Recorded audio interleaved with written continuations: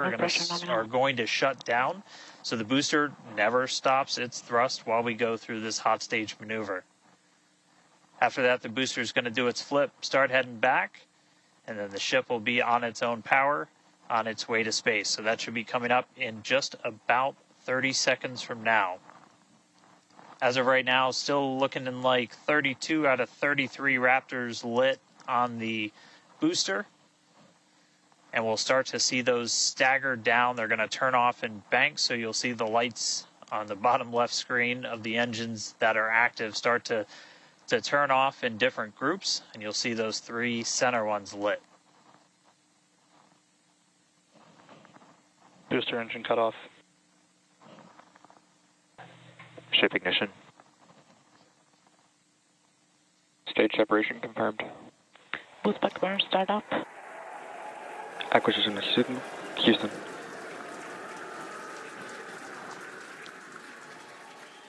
Hot stage confirmed. Ship under its own power. Booster boosting back. Looks like all 13 are lit. Kate, we got a booster on the way back to the Gulf and a ship on the way to space.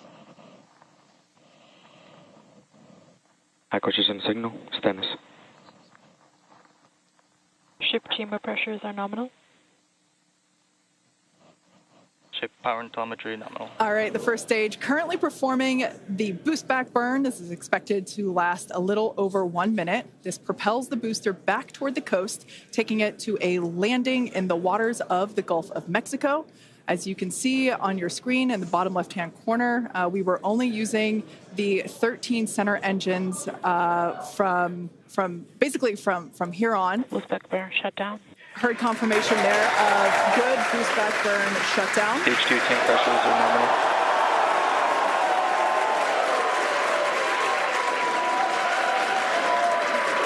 Lots of excitement. So right here, this is our view of the jettisoned hot stage. As we mentioned, this is a temporary fix to help reduce the weight of the booster, the Super Heavy booster. Future iterations will have a lighter weight integrated hot stage structure that won't need to be jettisoned. Now, after we jettison that hot stage, the booster will begin to attempt its water landing in the Gulf. In the meantime, the ship will coast for about 40 minutes or so up to an altitude of 214 kilometers. And after its coast phase, it will attempt a controlled reentry, including a flip maneuver and a landing burn just before splashing down in the Indian Ocean. But as a reminder, we are not attempting... Trajectory nominal. Good news there. Trajectory is looking good for the ship, which is on the right-hand side of your screen.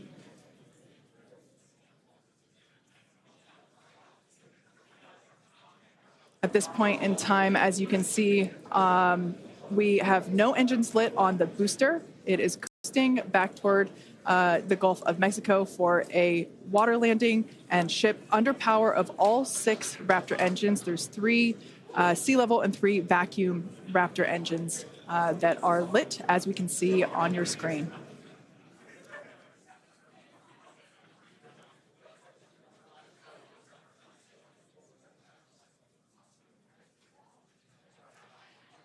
These views have been looking incredible. Super Heavy has been performing beautifully today. And you can hear the crowd is very excited about it. As a reminder for Booster, the primary goal today is to do a landing burn and a splashdown in the water. And we are just about 30 seconds away from that landing burn expecting to begin. And an incredible view from the forward portion of the booster. This is basically on top of the Super Heavy booster where we have jettisoned that hot stage. So now we can see this incredible view of Earth as it's making its way back down to the Gulf of Mexico.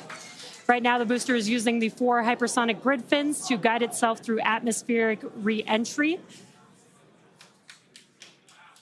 And we are expecting that landing burn here.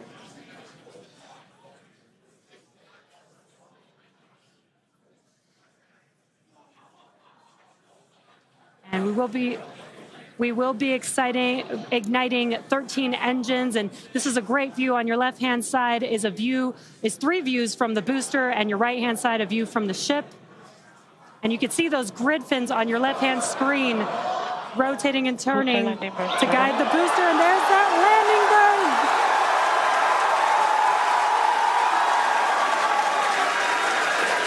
That landing burn just begun, and you can see the water below.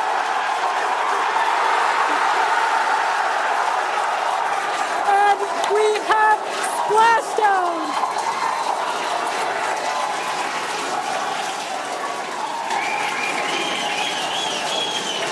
What an incredible sight. Congratulations to the SpaceX team. Ship has entered terminal guidance. That was absolutely incredible. The Expected loss first signal, successful splashdown of the Super Heavy booster.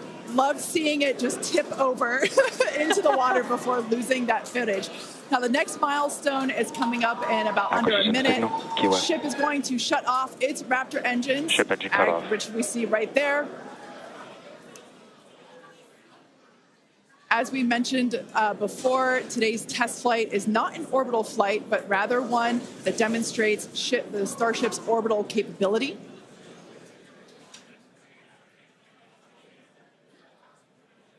So right now we are under power with just the 3 center Raptor engines. Expecting those, and just there we could see that those have also successfully cut off.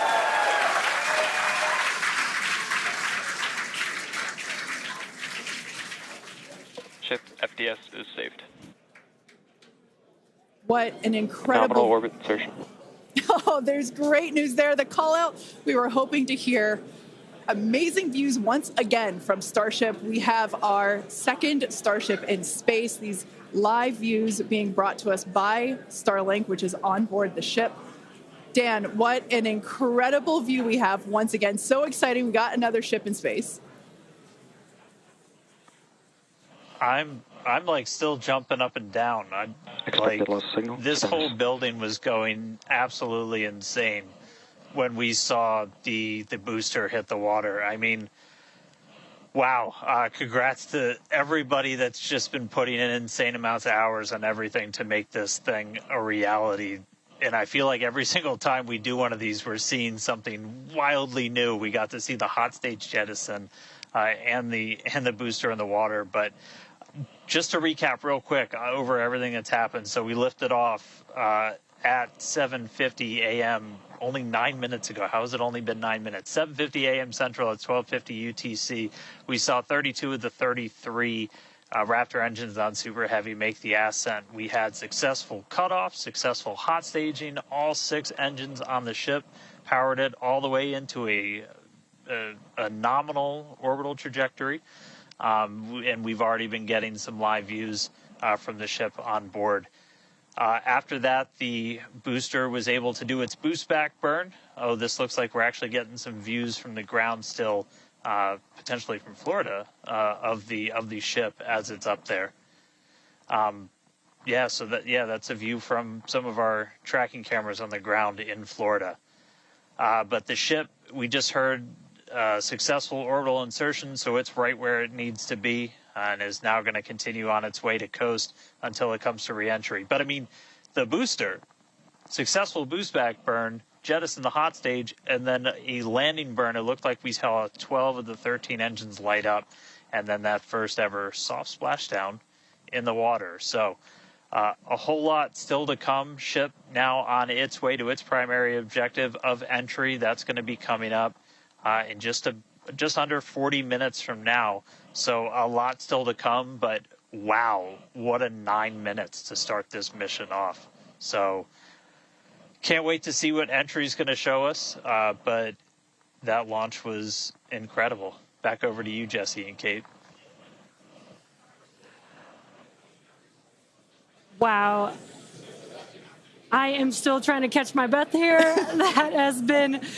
That was some incredible views that we have never seen before.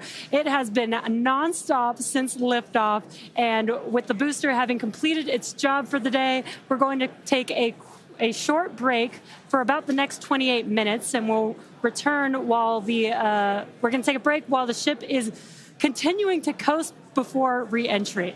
Exactly. As with Flight 3, Starlink may enable us to talk with the ship through re-entry with no communication blackout. We are still testing Starlink during this phase of flight, so of course nothing is certain. However, if we do have views, we will be sure to bring those to you live. Views such as the one, that we had. Well, of course, because I said it went away. So we will try to bring those to you live. Exactly. Views or no views, we'll see you back here at T plus 40 minutes for coverage of Starship's re-entry, flip maneuver, landing burn, and splashdown. Expected loss of signal, Key West.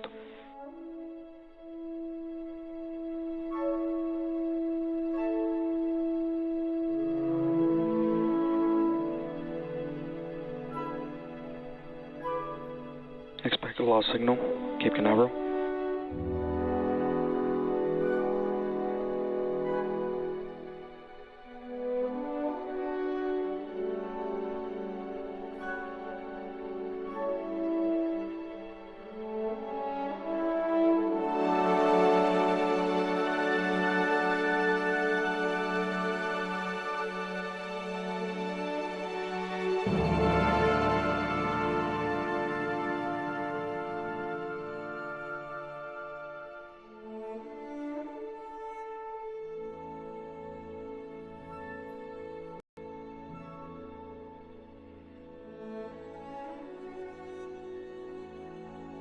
Acquisition signal, Puerto Rico.